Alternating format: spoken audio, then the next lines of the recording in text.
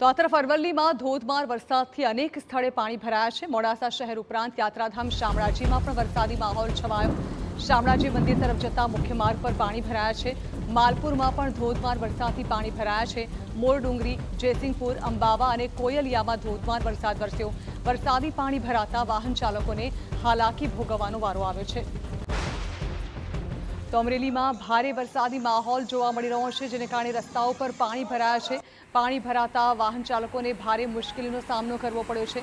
અમરેલીમાં ધોધમાર વરસાદી માહોલ છવાયો છે, જેને કારણે અનેક રસ્તાઓ પર પાણી ભરાયાના દ્રશ્યો સામે આવ્યા છે, જેમાં મોડાસા, શામળાજી તેમજ માલપુરમાં વરસાદી માહોલ જોવા મળ્યો છે। ધોધમાર વરસાદથી રસ્તાઓ પર પાણી ભરાતા વાહન ચાલકોને ભારે હાલાકી ભોગવવાનો વારો આવ્યો।